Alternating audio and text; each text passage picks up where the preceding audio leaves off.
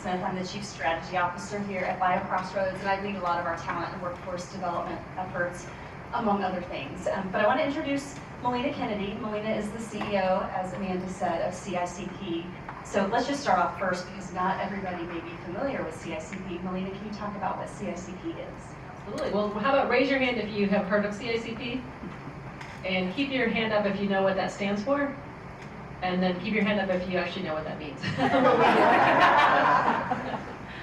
So I am, as Jane said, thank you again for inviting me here today, CEO of Central Indiana Corporate Partnership. CICP is an organization that's 25 years old that brings together the CEOs of our major industry businesses here, alongside with the presidents of our major universities, our WIM universities, and philanthropy. So we also have on our board the Lilly Endowment, the Richard M. Fairbanks Foundation, Lumina, and we just added a new philanthropic partner, Strata. So we have sort of the tripod of business, university, higher education, and philanthropy. Our highest level mission is to drive economic prosperity for the state, and we are kind of the overarching company that houses the 5 branded initiatives, such as BioCrossroads, all in one. Awesome. Well, I want to shift over a little bit to talk about the Tech Hub designation that Indiana won back in October. And as you and I both know, CICP and the branded initiatives played a big role in helping to secure that. But can you talk a little bit about what the designation means for the state and what the actual $51 million grant that we were awarded means for us? Absolutely. It's a really incredible opportunity for Central Indiana. So the Economic Development Administration, the EDA, part of the U.S. federal government, offered these designations about a year and a half ago, where communities could submit a competitive application to be designated a tech hub. Initially, it was just a designation, and over 400 communities pulled together an application. We decided in Central Indiana that we would focus in particular on biomanufacturing as an area that we have strength but need more support and can really bring more attention to the region, but also even national security. So 400 communities applied just for the designation, and the designation in and of itself is actually meaningful. If you're designated a federal tech hub through the EDA, you can be eligible for a variety of grants and other things that can make your community more competitive.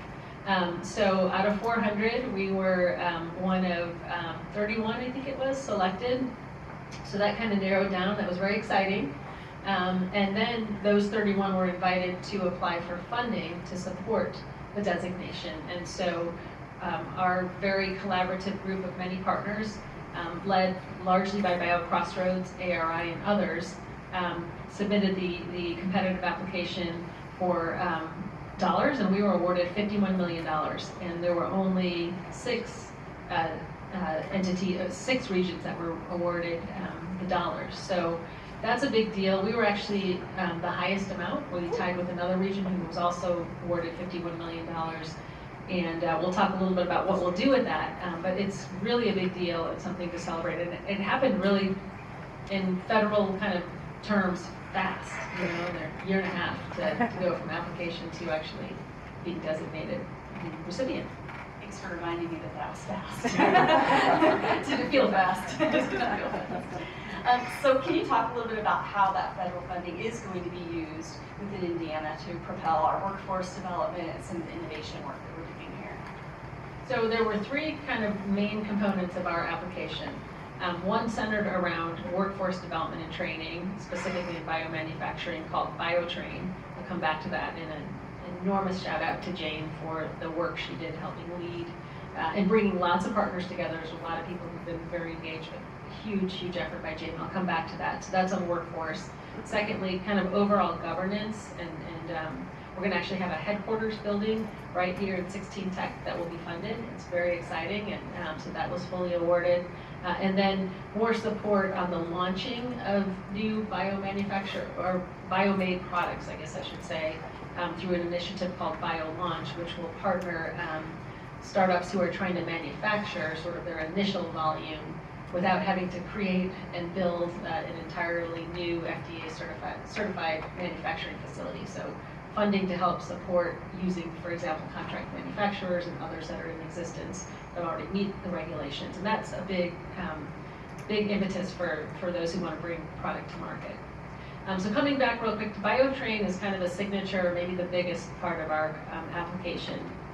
And what's really, I'm going to shout out BioCrossroads because BioCrossroads, and we have our board chair here, Dan Peterson, and of course our CEO, Vince, and the whole team, proactively set a strategy for BioCrossroads on what are our needs, what do we need to do to meet the challenges ahead and really continue to grow this really important sector of our economy. And so even prior to this application being out there, had started the work to identify what we needed to do to ensure that we have a workforce ready to support our manufacturers in biosciences and specifically in pharma in this case. So that work had already started, and that proved very, very valuable. So having that proactive strategy set and one of those issues being identified and work starting to come together was critical because we actually just folded that work into our application. And so we were way ahead of many other communities. And then Jane took it to the next level. Started it and took it to the next level once the application and the requirements and other things that helped us really expedite the application and the things that go behind it. So that will, that part of the application is a large part. It's called BioTrain, as I mentioned, and it will start by initially providing support through a number of partners. Purdue, Ivy Tech, I know Ivy Tech's here, and we'll hear from David here soon. Number of other partners, the community, BioCrossroads, ARI, and others to help provide training opportunities for credentials and stackable credentials that can lead to other pathways and educational opportunities, but also at the end of the day support our life science and pharma manufacturing. Awesome. And we are going to dive a little bit more into BioTrain in our next panel, but just curious what your thoughts are. Industry and academic partnerships are so important in developing the right workforce with the right skills at the right levels. So just wanted to see what your thoughts are in terms of those collaborations and any challenges that you've seen. It's really important, and again, bringing to the table early those academic partners to create the strategies and the programs is so important. Also, it's totally appropriate to look at other places that are doing things well, right?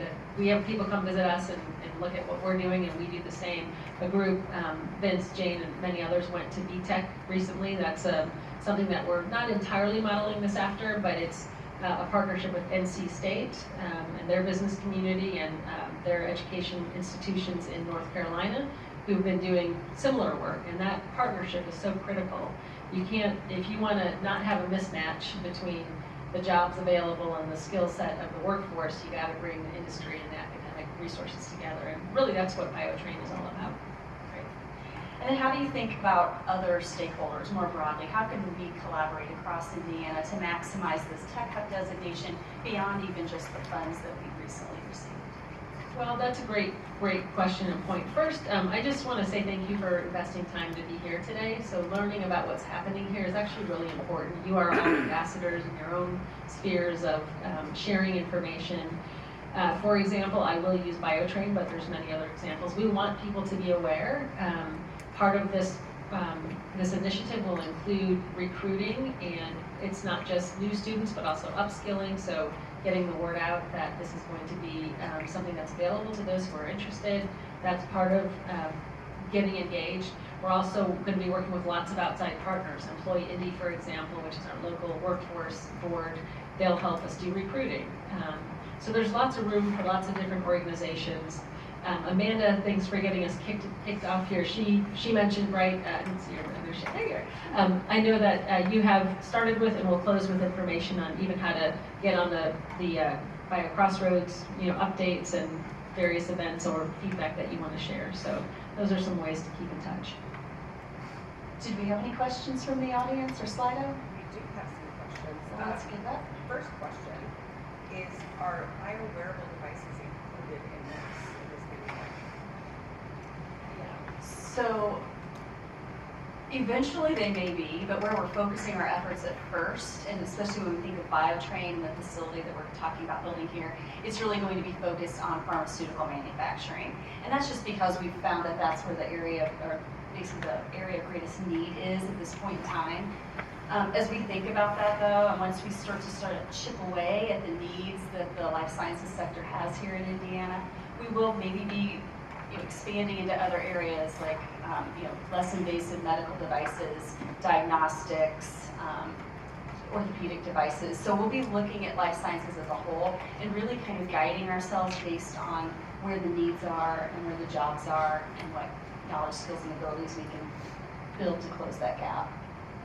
One other question, what are some of the barriers that you've seen to bringing this to life so far?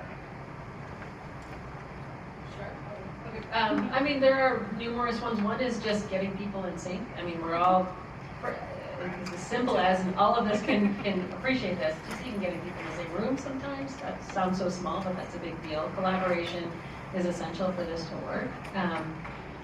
Kind of the biting your nails of, are we going to get this funding or not? That caused some complication because we need to think about plan B. And then we still have some challenges that we will need to secure local match. Huge shout out to some of our local match partners. Eli Lilly, for example, has donated equipment because this is going to include hands-on training. So thank you. That helped make that happen. So those are some of the challenges, but just like Indiana does, we kind of bust through those challenges with lots of help and support and collaboration. Awesome. That's exactly what I would have said. It's really just about getting everybody in the room on the same page and pointed in the same direction. Not that people don't want to be, but it's just kind of, it takes work to get there. So I think we're doing a good job so far. So, thank you so much, Melina, for being with us. I'm going to shift gears a little bit. We talked a little bit about educational partnerships with industry, but what I want to do now is offer, or actually welcome up a few of my colleagues I've been working with over the past few months. So David, Alina, and Diedrich, can you come on up and join me? It's so quiet. Should I start clapping? Like church over to the It back. was. Let me give you guys just a quick second, just to really quickly introduce yourselves. I've been working with these three and a whole host of people behind them over the last several months, thinking about BioTrain, but there are partnerships beyond BioTrain and partnerships that existed before we started talking about BioTrain. So we'll try to hit on a few of those, but Diedrich, can you just give a quick overview of yourself? Yeah, hello everybody. Diedrich Day. My current title is Senior Director of Strategic Talent Partnerships. I am in HR, but I only play an HR professional on TV. I am a nerdy chemical engineer out of Rose-Hulman. Yes, thank you. That's somebody else is with me here. I have been in Lilly Manufacturing for about 21 years. And in the last year, I've been doing this most recent role. Main responsibilities around building partnerships with great partners like Ivy Tech and Purdue. As well as my other job is I work for this lady over here to try to help make things happen in the biotech. But yeah, that's pretty much it. So, good afternoon. My name is Alina Alexenko. I'm faculty at Purdue in the College of Engineering. I'm actually a rocket scientist by training and aerospace engineering and also in chemical engineering. And I'm here on behalf of William D. Young Institute for Advanced Manufacturing of Pharmaceuticals. I'm the co-director, and I'm kind of leading the workforce development and talent. And it's my privilege to be part of this, the crew of the BioTrain. And yeah, so we're excited about finally moving into. Good afternoon, everybody. My name is David Hinkle. I'm Program Chair of the Biotechnology Program at Ivy Tech. I come from industry. My educational background is a cellular and molecular biologist. So I do come from industry, particularly in the diagnostics area. I worked in healthcare industry for about 30 years, and I'm very happy to be here today. So thanks for having us. Awesome. Well, we've touched on a couple times about how important industry and academia are, but Diedrich, I want to start with you. So as you think about the changes and the workforce needs that Lilly has been encountering and will continue to encounter, how is Lilly thinking maybe differently, getting creative about how to attract people? No, that's a great question.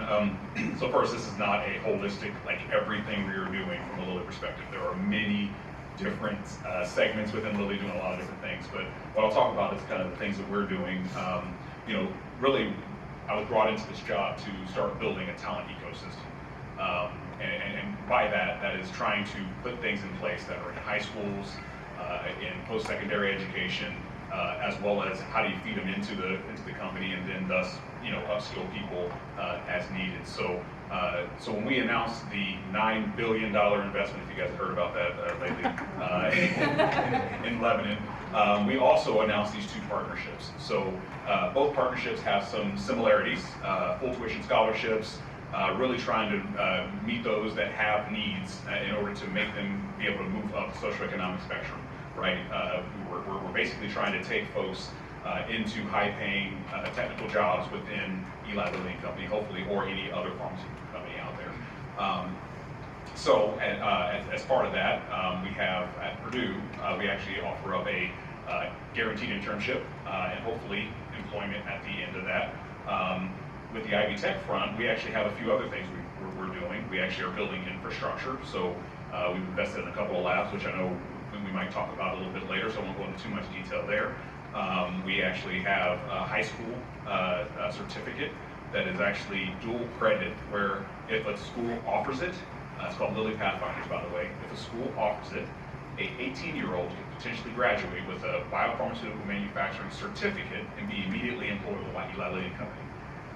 Which is really awesome, right? And then, you know, we're creating apprenticeship programs for operations, which was actually new for us. You know, we're truly making pathways. So they're truly, when we talk about creating a talent ecosystem, that's what we're trying to do, and that's how we're looking at things. That's great. I'm going to jump down to David. David, when it comes to the different demands of the workforce and what employers are asking you to do, are you feeling a shift, and are you adjusting to what those employers are asking for, and how is that changing? It's a great question, and I prepared for this quite a bit. I'm still not quite sure how I'm going to answer this, but I think what we've really been doing to the shift that we've been feeling is really that employers are directly coming to us with their needs, and they're soliciting out us for what they need. They're expressing their concerns about what they're seeing in the workforce and asking us to provide the training and experiences and fill the gaps of what they're not really getting with their employees. I'm going to ask you the same question. You recall it, yes. Yeah, so, you know, what are the challenges? So some of it, so there is a lot of change, right? We're living in an era of very fast technological change. And doing just the same things as we used to do is not going to give us the desired result anymore. And so we see it, you know, the educational sort of degree programs are fairly, you know, set in such a way that they're not very easy to change. So I can give you an example of what we're doing in many ways, motivated by Lilly scholars. And Lilly scholars, I just can't overstate how impactful this program is that we're doing.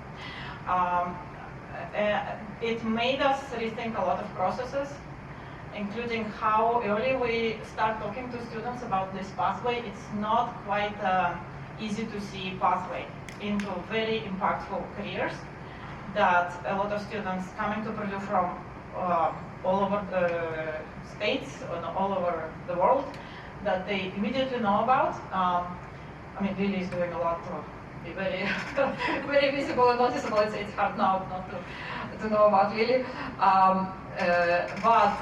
So we've changed, for example, we've introduced a completely new credential that's undergraduate certificate in pharmaceutical manufacturing that's targeting majors in at least 5 colleges, and that's 5 colleges is where we find our Lilly scholars. So it's about 25% are engineering, there's business school majors, there is HHS, health and human sciences, pharmacy, and so on. And we are learning still in terms of what are the right balance of skills and majors that the current demands clearly involved. Then beyond the Lilly Scholars, so we see a lot of students, actually we have slightly, kind of more than double the students outside of Lilly Scholars that enrolled in these programs and pharmaceutical manufacturing. So we had to introduce a program that's much shorter than a typical degree. It's compatible to a lot of existing baccalaureate degrees, and it's compatible with Ivy Tech biotechnology certificate. Actually, 3 classes are transferable from Ivy Tech. So,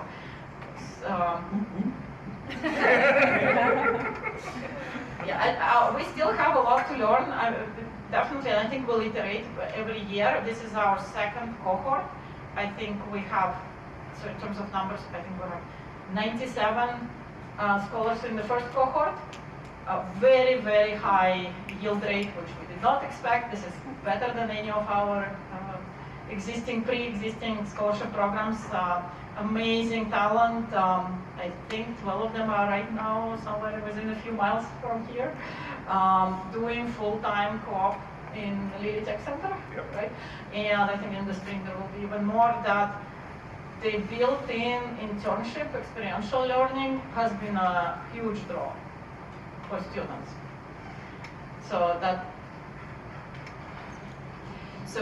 we're talking about how important it is for the partnership and the collaboration, and we've obviously talked about a couple of examples, and we have BioTrain as well. What are some of the learnings you've had along the way in terms of how we can effectively collaborate, whether it be through BioTrain or through the Lilly Scholars Program? Yeah, so this, I don't know if I'll jump in on a very recent example. Go ahead. Yeah. I don't know how many of you, this enabled opportunities that we were not aware and maybe we're not going after before in the workforce development space. Right now we basically have each other on speed dial.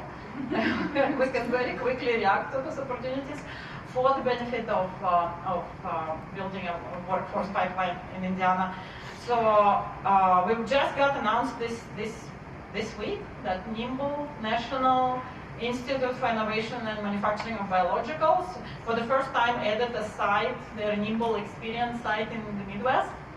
And that only happened because of BioTrain, because we very quickly were able to react between Ivy Tech, BioCrossroads, and Lilly. Thank you everyone for providing the letters, and also Sintra.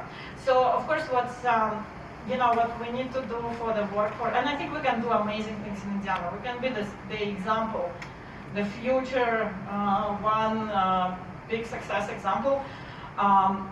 It's not just Indianapolis and West Lafayette. Bloomington, so Sintra, for example, is going to be hosting a hands-on training as part of NIMBLE experience. So this is, and there will be more of those opportunities. There is definitely a very broad set right now being available, and I think there will be more with Biosecure Act being so much. If I could build on that, the other thing I was going to say about the importance of partnership. So, coming to the table as a corporate partner, bringing the wallet, which is important, but bringing the need, right? I think is also important. So, as we work with Ivy Tech, as we look at, for example, offering up the biopharmaceutical manufacturing certificate, phenomenal certificate. The biotechnology program is a phenomenal program, but yet we still have needs, or we may have to tailor the curriculum to meet what we do. A prime example, in our Lebanon plants, we're going to be more things that are like chemical synthesis, right? Peptide synthesis, small molecule, siRNA, which is a little bit different than the education is currently provided. Well, we need to work with partners like Purdue and Ivy Tech in order to build the curricula that's going to be able to help train that workforce in the future. But that doesn't happen until folks like us, folks like others, like the Ebonics, the Centras, the Catalysts, they come to the table and say, this is what I need, and this is the output that I require, right? So that's just one of the things that we're tossing. I'm sure I can add that. I think it really emphasizes the importance of having faculty coming from industry, having those experiences, to really understand what the corporations are discussing, what they're presenting to the students. So I think that's something. Great. So, kind of moving out of the classroom maybe a little bit, but one of the key things and key tenets of the BioTrain plan that we put together is a lot of hands-on experience. And we talked about there's going to be a building built, there's actually going to be a facility. We with equipment. Again, thank you, Lily. So I don't know which one of you wants to answer this necessarily. First, maybe Diedrich, you want to start off, but talk a little bit about, that's in the future. This building hasn't been built yet, but we do have some shared facilities and some places that we've put in place already. Can you talk a little bit about those and how those are being used? Perfect. And as I mentioned before, as us working with Ivy Tech, we've been putting in a number of pieces of infrastructure. So the biggest part in Julie, I keep looking at Julie because her and I, we literally basically live together. I think you're going to move in next week, right? But as we're working through, one of the biggest things for us is how do we deliver the degrees that we want to deliver in our backyards, okay? So you guys may be familiar, you know our corporate center's down here, but LTC, which is our Lilly Technology Center, is also very close to downtown. So when we talk about this whole idea of a talent ecosystem, having things accessible within 10 minutes of our LTC campus is very important. So we invested in a new biotechnology lab that's actually on the campus of Indianapolis Ivy Tech, or Ivy Tech Indianapolis, I'm sorry, I got that backwards there. And then we also invested in a smart lab, which is actually going to be right over there at the EMC Square building.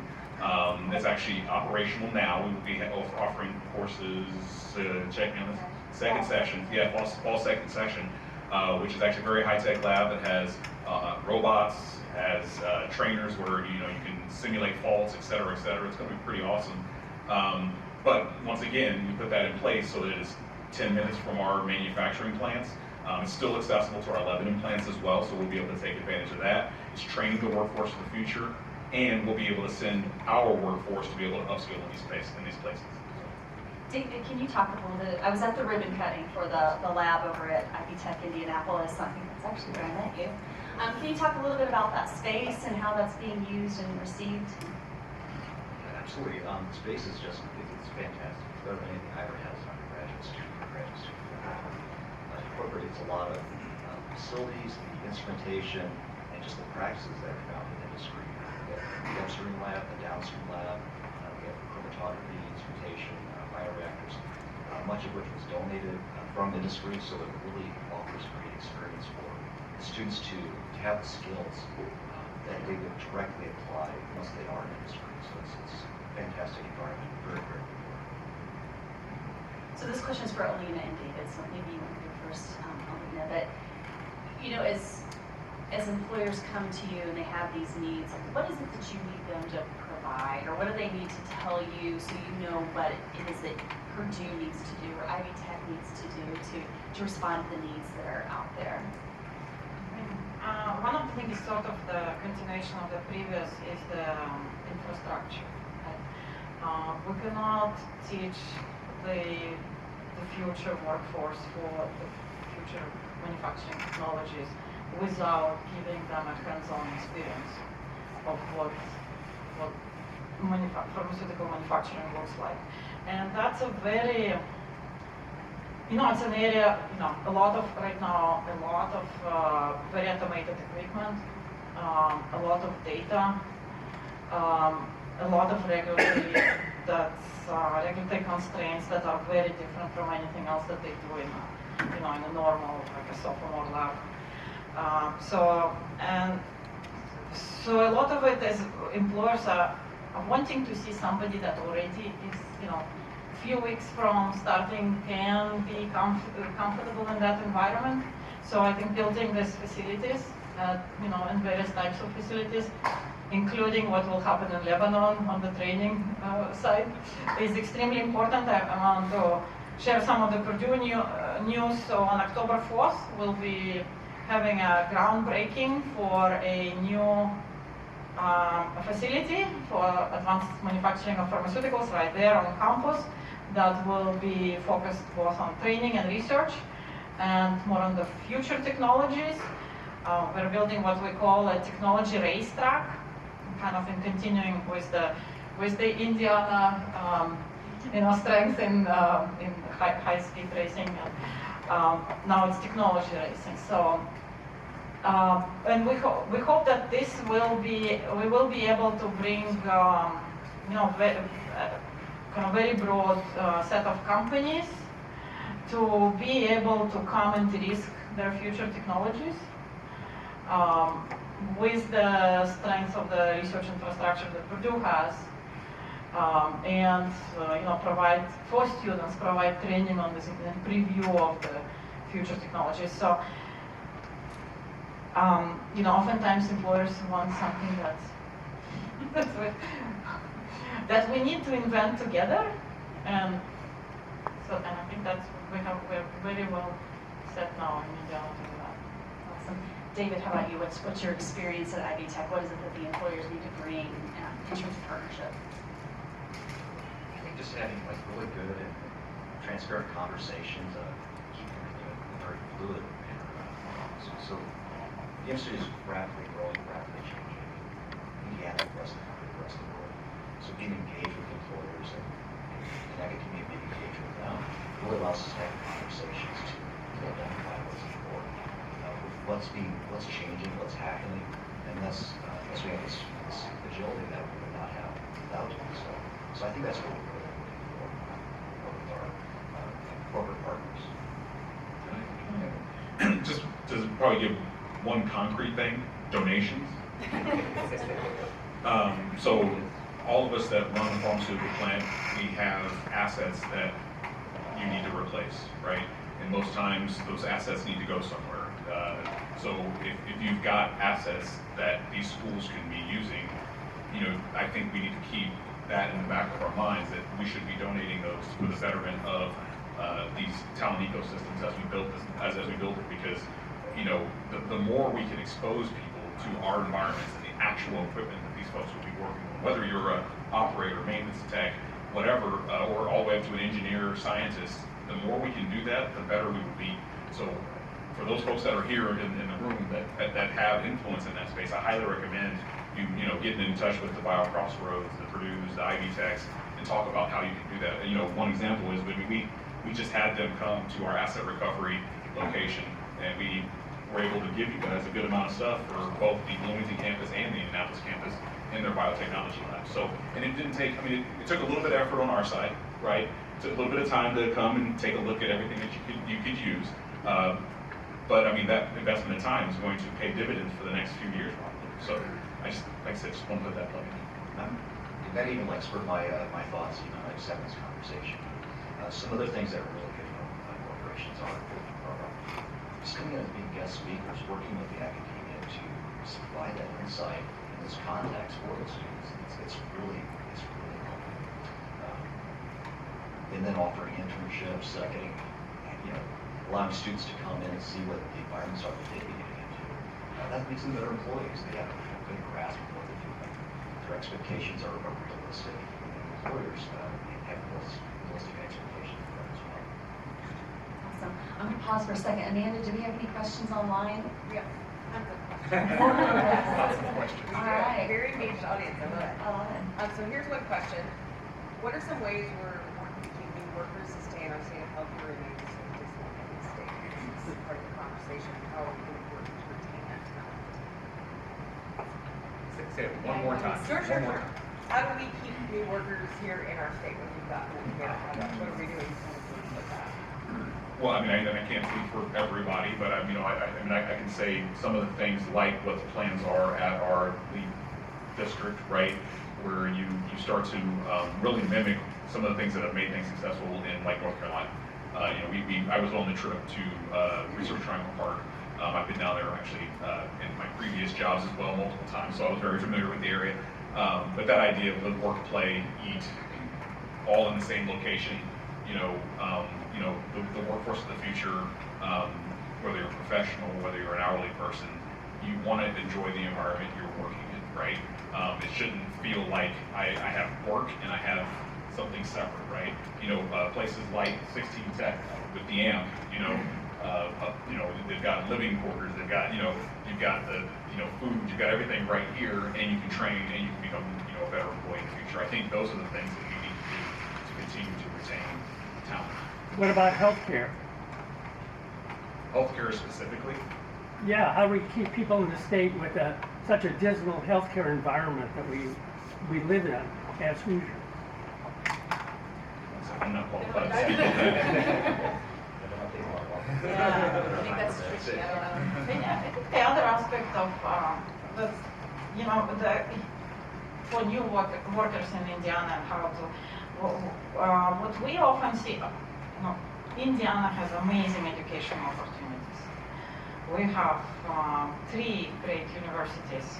We have probably the highest per capita AAU member universities anywhere in the nation. And so the current job does not have to be a future job. So we have, for example, Purdue just opened an entire new campus right here in Indianapolis, and we're offering a new program, professional master's program in pharmaceutical, with pharmaceutical engineering concentration, as well as many others. There is a sports engineering. So, and there are of course benefits of being a resident of the state of Indiana and accessing all these programs. I also want to say that, you know, IU is also a great program, has 2 great law schools and many other great programs. So I think we should not be shy about the fact that people can grow in the state of Indiana through the amazing, and of course you know, not to overlook the, you know, workers in all kinds of stages, right?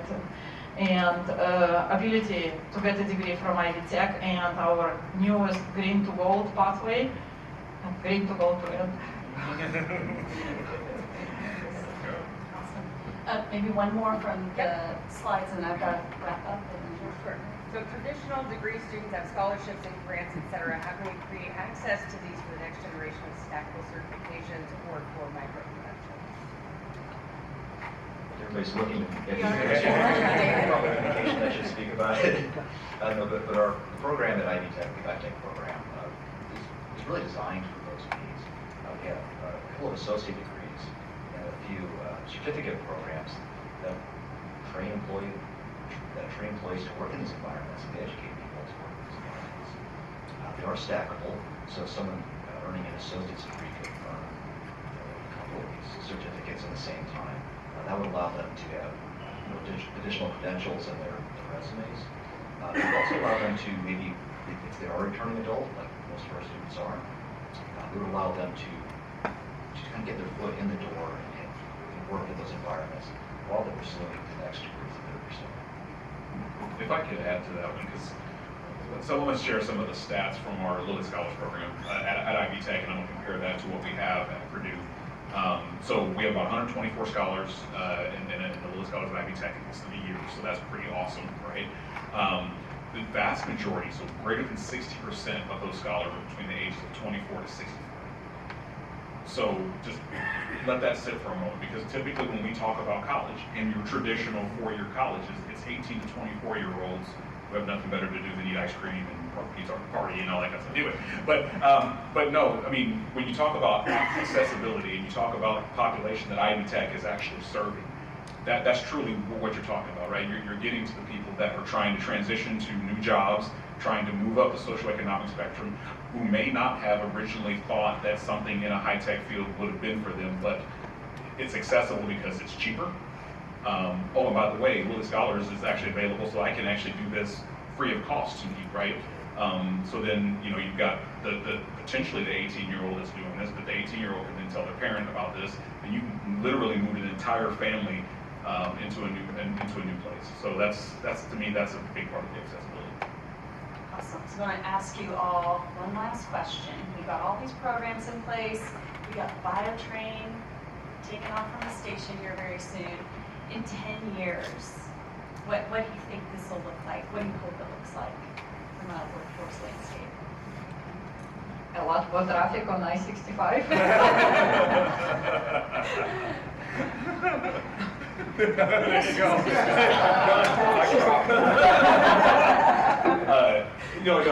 I mean, yes, that'd be awesome. I would say, to me, it's like the next level of talent ecosystem, right? You know, I think we have small components where there are other companies that are investing and doing partnerships with, you know, the universities around, et cetera. But I think that's the next level is, you know, a true commitment from the state and the entities that, you know, make things run, like ARI, BioCrossroads, et cetera, that are truly going to build a self-sustaining talent ecosystem, right? So we put things in place, we brand it in a way that other states are sending their people here to train, to upskill, you know, and not only are we training the workforce that is here, but we're also bringing people back and exposing them to the great parts of Indiana. And then the Fever continue to win games, and Caitlin Clark brings in money, and you know, everything's great. So.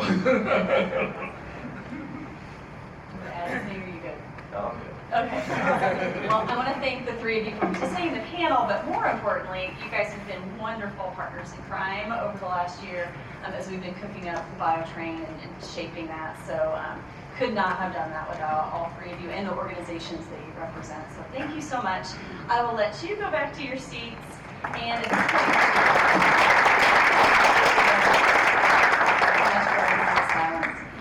at this point, we're going to switch gears a little bit, and you know, thinking about workforce shortages, there's certainly a role that recruiters can play in that. And so we have Vince Wong, our president and CEO of BioCrossroads, is going to come up and talk a bit with Wade Frenchville, who's the managing director of Harvest Solutions, to talk about that perspective. Thanks, Jane. Before you leave the stage, Jane, some of you may know Jane's going to be unfortunately leaving BioCrossroads at the end of next week. Yes. And so just want to thank you for all your leadership for the last almost 3 years with the organization. You've been such an instrumental part, as Lena's referenced, and this has been talked about in the prior panel. Thank you for your leadership. And a great legacy that will continue on. Thank you. It's been a blast. Thank you.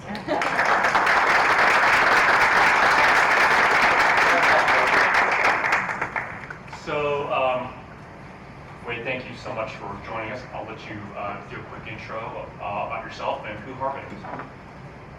Yeah, so Wade Frenchville, born and raised here in Indiana.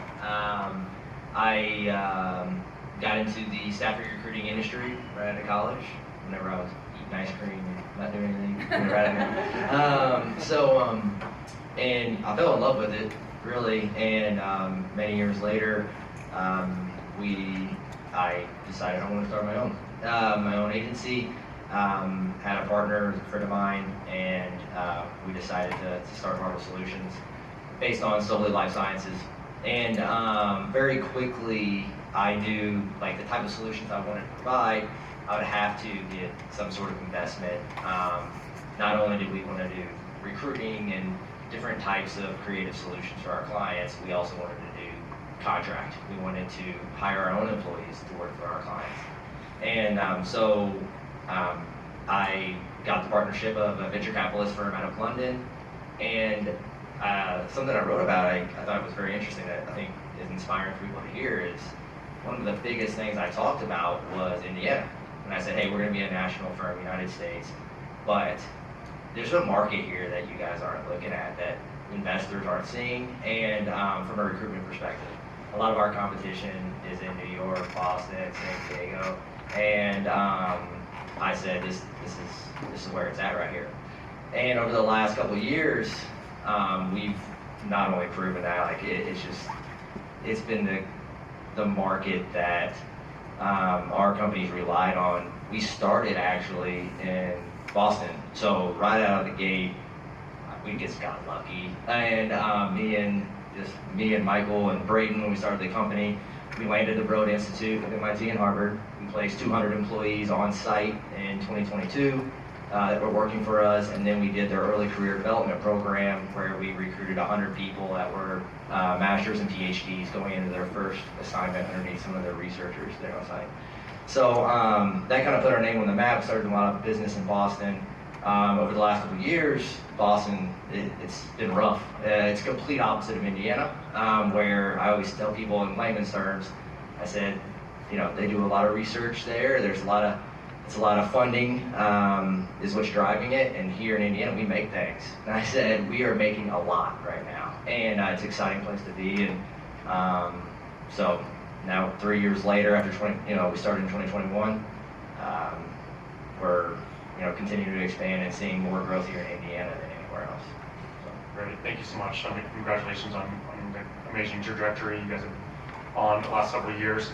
And you guys have recently commissioned some research with regard to the landscape of what's the mindset and attitudes of the STEM workforce here in Indiana.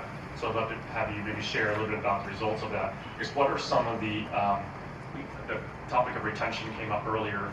What did you find with regard to what are the key drivers of retention amongst the Indiana STEM workforce that you found in research? Yeah, I thought, what could I bring to this that you can't just find online? There's so much good data out there around compensation. There's, it's really easy to find nowadays. Instead, I was like, I'm gonna just talk to the people. So we did a survey of over 300 people. We got 200 good responses. And these are all life science professionals in the state of Indiana: chemistry, microbiology, engineering, and manufacturing, and pharma, and biotech. And wasn't any surprise. People were like, hey, I would move a job right now for compensation or benefits. That was the number one reason why somebody would move a position. But very closely after, high 60%, I think like 60%, said that training and developing and a place where you can grow is what they wanted and what they would move for. So, I'm seeing that a lot of people are leaving just because they said my growth is stunted. I'm not learning anything. I kind of feel like just a widget, sometimes, even though they're a very experienced professional doing really important work, they want to learn more. They want to cross train, and that's where I think that there's an opportunity here. After seeing this last panel, I'm like, oh my gosh, if I'm a company, I'm gonna take advantage of all that, what I just saw, because that's how you can attract talent and keep talent. So. No, it's a great example I actually learned yesterday. I was speaking with Training Institute out of Ireland with Jane. It was Amgen was thinking about going to Texas, but there was no training facility and workforce development there, and so they decided to go elsewhere, and that's what then spurred the state to invest in 16 tech or a bio-train type of entity down there to create those pipelines of workforce so they would never lose another Amgen type of opportunity. So that's the power of workforce development and creating economic development. So when labor markets have been tight, and then within overall, but then also they've loosened and then tightened again, so it's a little bit cyclical. Where would you say labor markets are today, right now, as in September 2024? In Indiana. Yeah. Booming. Like I can't explain this. I've been, I started when I was 23 years old. There's a lot of people here that's worked with me. Thanks for coming. When I started, when I was 23 years old, I was paying degree lab techs $12 an hour. That's what they were paying in the markets. And fast forward, 12 years later, it's obviously more than doubled. But I've never seen it this busy in my 13 years of doing staffing. And I've never seen this many companies growing. They're being aggressive. They're not pausing, or where I feel like I'm seeing that in other markets, because across the country, you're feeling a little bit of a pause right now. Indiana, it's growth, it's going. So I've never seen it this good. If you're a person that wants, especially if you want to work on a manufacturing facility and have this technology, this type of experience and this type of knowledge, your career, there's so much opportunity out there. So it's a good market to be in. Yeah. With regard to when applicants, sounds like they've got a couple different opportunities to choose from. What are you seeing are the things besides obviously money, seeing that sways them towards one opportunity versus the other? Yeah. So one of our clients, I talked to him yesterday. I said I wasn't going to say her name, but I'll say it. And they're like, no, please say it. So, anyways, but Incog, I think something they do really well is employer branding. I think a lot of times people just don't know what opportunities are out there, and the type of employer branding they do. I think when they put up a position, people are applying. They're wanting to work there. They're networking. They're trying to figure out how to get their foot in the door at the company. And I think it's because they've done a great job with employer branding, and they put a big focus on it. You guys, your last FrameWORX was there. So I think that's been huge, and the people, this sounds so simple, and I was gonna, on my way here, I was thinking, like, what I'm saying is not rocket science, and there's a lot of really smart people in here, and this is very easy. But I think that your interview process is a representation of your company. If it's unorganized, people back out of the interview, the manager's out of the office, like that kind of stuff, I mean, you lose top talent like that. And I think you get one shot in Indiana since the job growth has went up, I think like 33% over the last 10 years in like these skill sets. And the people coming into the market, unfortunately, we're not getting enough candidates to keep up with it. And you only get one shot with these people. And if your interview process isn't smooth and you don't have the training and development past that interview stage once you onboard them, it's tough to attract. That's great tips. You know, I know INCOG, they've got a great facility, they've got, to your point, they're doing a great job of branding and definitely elevating their profile. And our team actually was at Stepping Out of this morning, and they were also saying they're going to go, there's significant growth, and they're a Italian company that wants to really get embedded into this ecosystem. And they know they have to increase their brand if they want to hire the several hundred folks that they need to hire to go meet their needs. So definitely a big factor to be able to attract applicants. With regard to the growing demand, I guess, how are you seeing from a supply perspective? Where are you going to help fill those roles that you're being hired to fill? Are there particular universities that you're forging partnerships with, or are there other channels that you are accessing talent from the supply side? Yeah. About 90% of the people that we end up placing at our clients or on our own payroll, we've known them, like they're established relationship with candidates. So it's not necessarily a reactive type conversation where we're calling someone and saying, hey, I have a job for you. It's more of, hey Joe, how you doing? I know it's been a few months, we're still helping you out. I did just get a position that is exactly what you were looking for. The relationship piece is still huge, the human factor. Another thing too is, I would like to share this just because of the last panel, but in Boston, we have lots of partnerships with universities and small, privately owned like organizations that have biotech certificates, and we have a great relationship with them. As soon as they have a graduating class, they send them to us, and we put them in all these different positions within manufacturing. So that's one way we do there. Here, we've built up such a big pipeline of people that it's really based off networking, and our recruiters. I mean, we're talking to close to like 400 people a day, and so like if we're having those conversations on a daily basis, I mean that's what we're going off of, word of mouth and developing, instead of just a transactional type of deal. That's great. To what extent are you, kind of poaching talent from outside the state to come here? Because there's a lot of companies here that are based here, and there's always going to be some cross-pollination, and that's healthy within the state. But how do we also add to the pie by bringing folks in from Illinois or Ohio or Kentucky, Michigan, and surrounding states? Yeah, I mean that's like $1 million question, right? I mean, we have tried to figure it out, and how we have gotten people here is you got to figure out some sort of connection, a family, or it's got to be something. Another thing too is maybe their spouse needs a job too. So if you're gonna move, somebody in the household, like, well, my husband, my wife, they need a job too. So how are you gonna help them? So it's more of a package deal. But I think to get people to come here, another thing too I will say is we really fall on cost of living here and say, well, cost of living is way better in Massachusetts. Cost of living is way better than California. But for someone to actually see their paycheck go down, it doesn't matter. It's just like, it's very dramatic seeing it.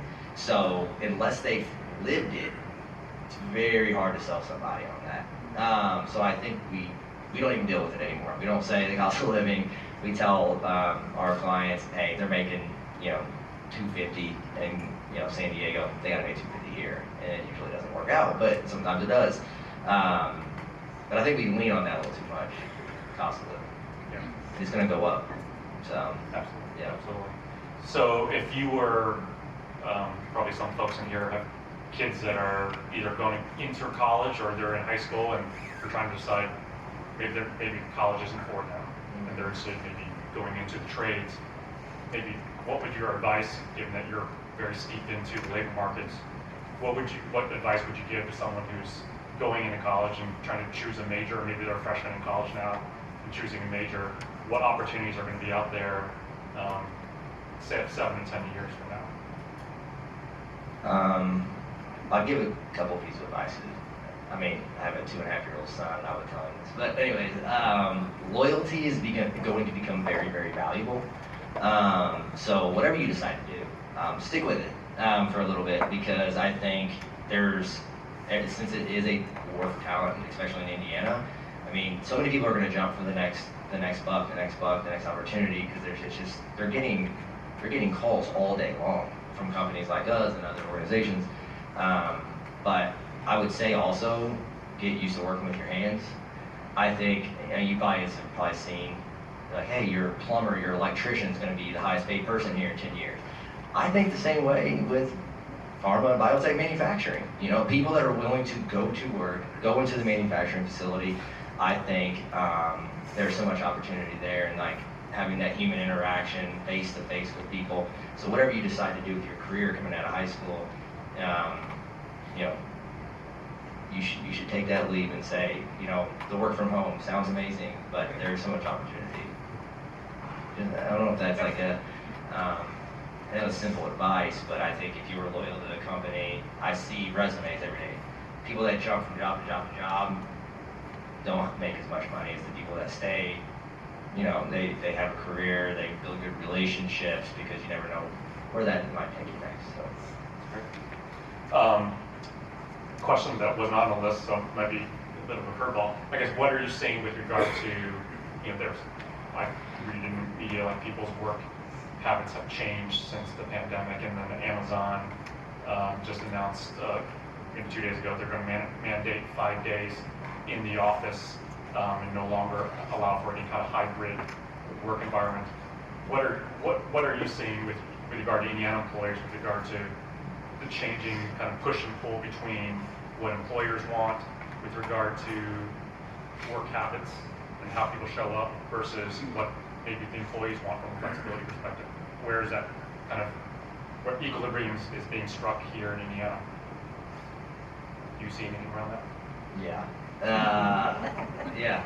Right. People aren't going to like me, maybe, I don't know. But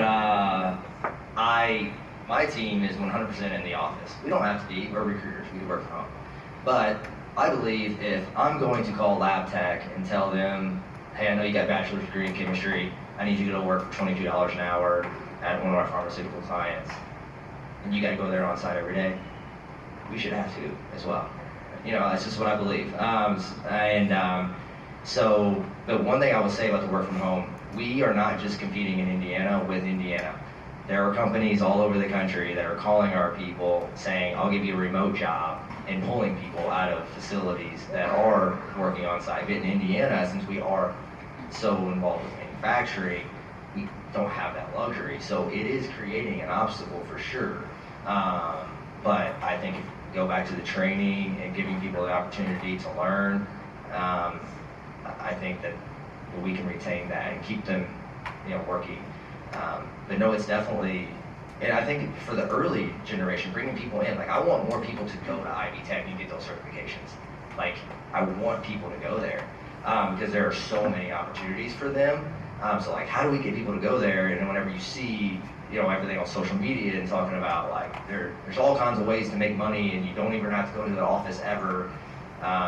It's hard to get that young population that is glued to their phone to like see an opportunity, here. But I think that's why these strategic partnerships, we come together, we advertise it, we make it fun. Like I'll talk about in Lebanon where eat, play, work. That's important. Well, that's great. Obviously, recruiting firms play a really vital role to help provide the supply of human capital to companies to allow us to fuel the growth and meet the needs of our growing industry. So thank you for what you do and what your peers do in the industry and to support our industry's growth. So thanks a lot. Yeah, thank you. We're going to now pivot to really how are we building talent and workforce pipelines into the high school domain. So if you think of the potential employer base as being different segments of folks that are coming out of college, those that are already in the workforce, we're now beginning to make efforts to reach into the high school realm. So to really talk about the latest in that, I want to invite Erica Bayar, the VP of Consulting at Ascend Indiana, and Claire Vivian Green, the President and CEO of Richard M. Fairbanks Foundation. Claire and Erica.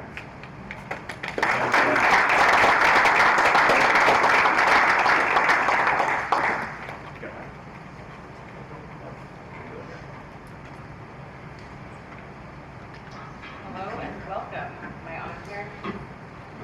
Hello, there we go. Welcome. Thank you both so much for being here. This is an incredibly busy week for these two who were actually at an event earlier today. Could one of you quickly tell us what event is going on right now in Indianapolis, ironically?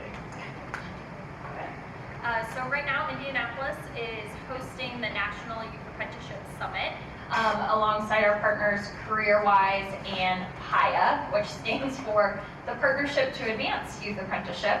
And it's really an opportunity for Indiana to highlight and feature the incredible work that's been done across our state related to youth apprenticeship, but then also to welcome multiple states from across the country to be able to learn from them as it relates to their best practices and be able to continue to build kind of a coalition and a movement for building these opportunities for youth. Perfect. All right, Claire, I'm going to start with you because you had a very big day yesterday as well, a big announcement about the iLab. So I'm going to give you a platform to kind of give us an overview of the iLab, what that is, and what that announcement was. Sure, yeah. So I lead the Richard M. Fairbanks Foundation, which is a private foundation based here in Indianapolis. And we have been funding learning about the Swiss youth apprenticeship system, which is considered the gold standard for preparing young people for careers and meeting the economy's needs since 2017. That led to enough interest that we funded a planning year in 2019, and a group of us went to Switzerland and studied about their system and did a lot of site visits, and came out of that convinced we had to try something like that here in Indiana. So we gave a grant to Ascend Indiana to do two things: to work with Employ Indy in Indianapolis to design and implement a youth apprenticeship pilot in Marion County, and then very importantly a statewide community of practice, because there are lots of other communities that were thinking about doing this in the early stages of doing it, and it just made sense for us all to do it together rather than individually. And then there was a pandemic, but despite that, there was a lot of progress, and there are now 7 pilot sites operating across our state. Their geographic scope is 43 counties, but the employers that have hired apprentices are in 13 of those counties. We have 450 apprentices, 100 employers, and 40 school partners across the state, spanning every single part of the economy. So we learned a lot through those pilot programs, and that led us to give a grant to the folks at the Institute in Switzerland that teach countries around the world about their system. Convinced Jane and Vince to both come with us to Switzerland earlier this year to figure out how do we go from a bunch of programs to a statewide system operating at scale that can be somewhere close to the Swiss, where they have 180,000 apprentices with a population of 8.2 million people, spanning their entire economy. We have 450 apprentices. How can we get actually to 50,000, which is the goal that we just announced yesterday? So we released a strategic plan that is the culmination of effort that started in December of last year. We have more than 150, almost 200 leaders from across our state engaged: business, K-12, higher education, government, and nonprofit. And I get to work pretty much every day with Erica to oversee this project and figure out how we're actually going to figure out how we build a statewide system at scale in very short order. Wonderful, and we actually have, if we could go to the next slide here, this QR code, if you scan that, will take you to the website where that announcement is of the iLab, and you can read more about that. So let's talk a little bit about those employer partnerships, because those obviously are huge in making this apprenticeship model work. what are some of kind of the challenges and things that you guys have run into that you'd really like employers to know? Because we see this stuff work and we see that this is great. We want to encourage others to get involved. Most definitely. So as Claire highlighted, launching those pilot programs not only provided important opportunities for youth across our state to participate in high-quality work-based learning, it was an opportunity for us to learn about how these programs really take shape within our state. And so over the course of the past multiple years of learning from that, we drew about 4 or 5 key takeaways. The first is really the need for industry-created occupations, standards, and curriculum, as well as a formally recognized credential for the work-based learning experience. The programs that we have today have some tremendous pathways that have been developed, but oftentimes they're employer-specific and region-specific. And if we think about the opportunity to truly scale this across our state and expand access for our youth, we need that to be done at an industry level. We really need employers in the driver's seat signaling and speaking with one voice around what it is that they need within those experiences. Similarly, we've heard from employers that they want the students on site more during the day. And so that really speaks to building flexibility into the high school schedule so that there's an opportunity for students to have meaningful time at the workplace, to be able to build the skills necessary for them to be successful, and for employers to be able to see the productivity and the ROI that we know to be true as we've learned from the Swiss system. A couple of others relate to career advising. I think we've heard today from the panelists earlier just the importance of being able to have a clear pathway for youth. And these experiences provide that hands-on experience, but we also recognize we need to strengthen the career advising system. Today we have a ratio in Indiana of 1 counselor to about 519 students.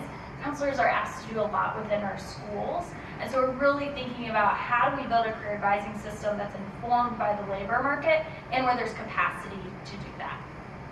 Great. Go ahead, Claire. Yeah, I will just add, for those who may not know what an apprenticeship is in Switzerland, they actually don't call it apprenticeship. They call it dual vocational education and training, because it's not just working where you learn skills and competencies and knowledge, but you're also getting related academic instruction.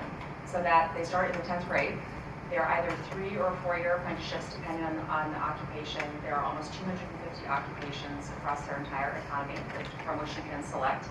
I assume this is a room of all life sciences folks, am I right? Okay, so the trip that we took with Vince earlier this year was to go see life sciences companies and also healthcare. And so Novartis very graciously hosted us, and they have made an enormous investment in apprenticeship.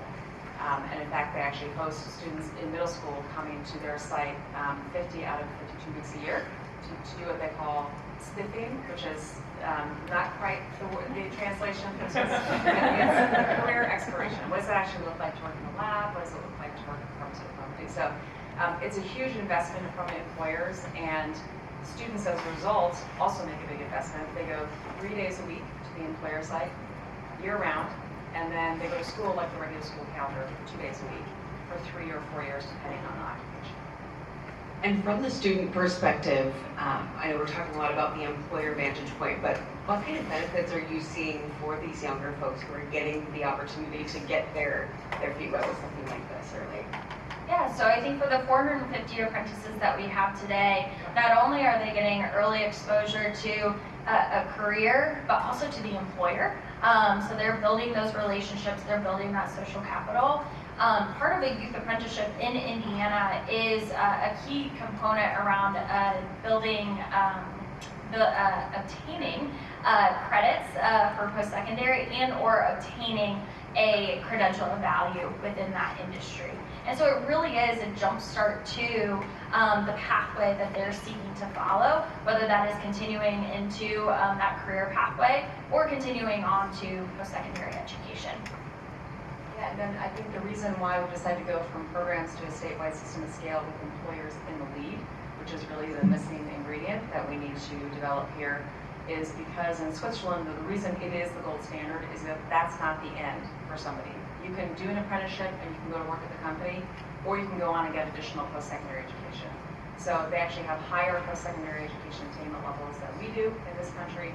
And so the reason we're so excited about what we're doing is building a pathway, which starts with an apprenticeship in high school, but then can continue on through someone's career. So as far as the Swiss program and the model goes, what are some of those kind of challenges that you have run into specifically with implementing any kind of facets of that program, and maybe what you'd want employers to know that you could help them get over those barriers possibly? Well, Erica mentioned the biggest one has been so far with these pilot programs that we basically had these intermediaries, which in Indianapolis is Employ Indy, work with each employer to come up with a customized program. That makes scale very hard. The other thing is that we've had very rigid high school seat time requirements for students, so they haven't been able to leave the building 3 days a week, let alone a full day a week. Some schools have figured that out, but that has not been consistent, and so very excitingly, the Indiana legislature required the Department of Education here to change high school diploma and provide more flexibility for high quality work-based learning. That's huge for what we're trying to do, because that will actually allow employers, if they would like to do what we're trying to build out, like the Swiss have done it 3 days a week at the place of employment, starting in 11th grade, which is where we started here in Indiana versus 10th grade like Switzerland. I think what I would build on that is to be able to organize the employer voice so that they can, like I mentioned earlier, really speak with one voice. I think what we heard earlier today about BioTrain and the role that BioCrossroads it played and being able to lead that forward is a great example of industry coming together and really aligning on what are the needs, what's the occupation, the standards, the curriculum, and then being able to drive that change forward. And it's that type of role, we've called it in the plan talent association, that is really critical from an implementation perspective across the state and across industries. I think the big difference between what's happening in Switzerland at scale and what's happening here is that all employers are co-producers of talent. Rather than being a recipient and saying this is what I need to an educational institution, you are actually co-producing that talent starting in high school. Love that. All right, great. I would like to open the floor up for any questions. I don't know if we have the Slido open. I do not have my phone up here. Put you on the spot, Jane. But if anyone in the room has any questions that you would like to ask, feel free. I know this is a very important conversation and a very, very big time right now. Go right ahead.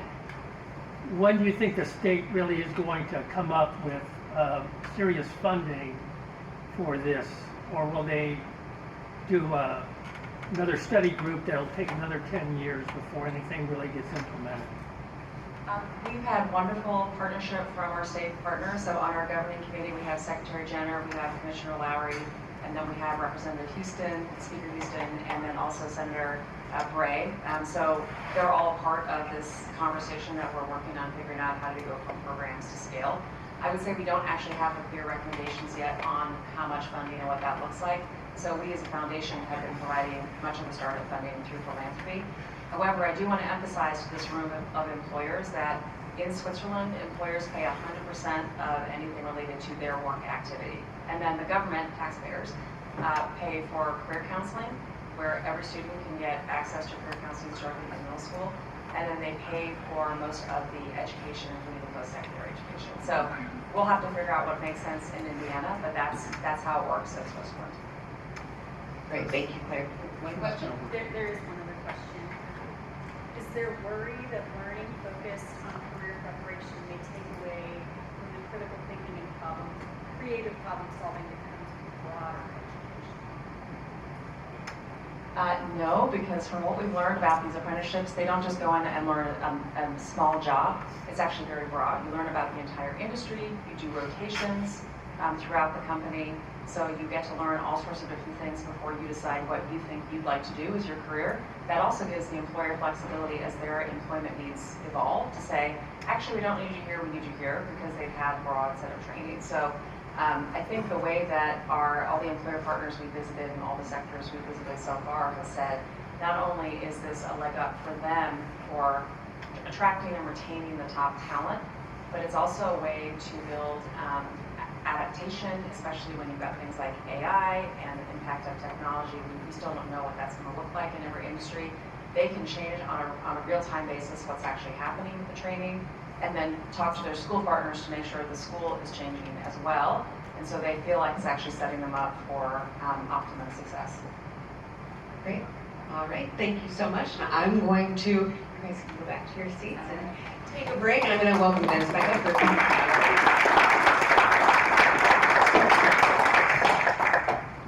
Thanks, Amanda. Oh, it's loud. Thank you, Eric, and thanks, Claire. So if there are any employers in the room who are interested in having apprentices at your workplace, please do reach out to me, and we'll get you engaged into our coalition of the willing to embark on this journey. It's, I was admittedly pretty skeptical about this concept until I went and saw it with my own eyes, and how inspiring it was to see 17, 18-year-olds just so engaged in the workplace in Switzerland, at Novartis and at MedArtis. MedArtis is a medical device company, an orthopedic company that actually has a presence up in Warsaw, but they're based in Basel. And then Novartis is a large pharmaceutical company based in Basel. And then we also visited the hospital, Zurich Hospital, which is a world-renowned hospital there, and speaking with the high school apprenticeships there, and just how engaged and switched on they were, really was inspiring. And even for I was reflecting about, my wife and I have a 7th grade son, and was just imagining a future, this pathway being available for him when he gets to that age. And so that's really motivating for me to be involved in this effort. And I think it can make a really positive impact on each individual lives earlier on, but also create a workforce of the future for our growing industry, both in healthcare and life sciences. So if you're interested in getting involved, I know there's some HR folks from companies and here, so I'd love to get you engaged in this journey. But thank you to all of all the speakers. Really wonderful. We've covered a lot of waterfront with regard to workforce development. It is one of the key pillars of our life science sector strategy.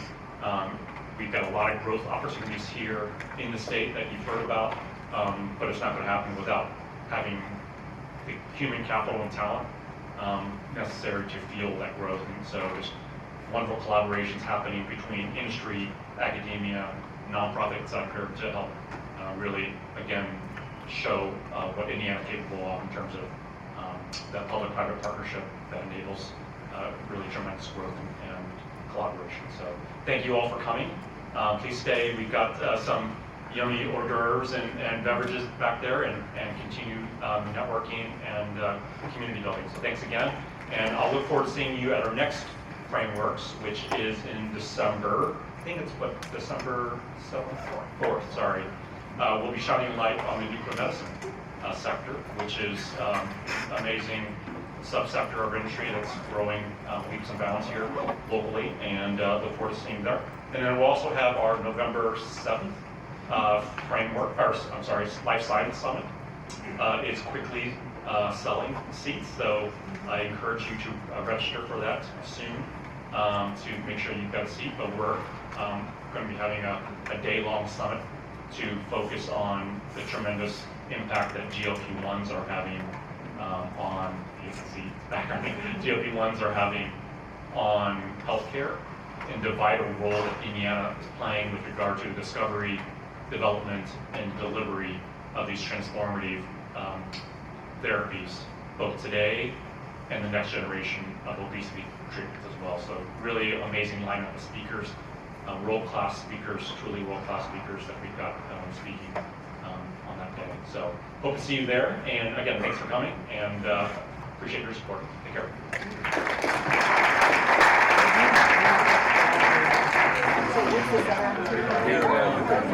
Well, I stayed last.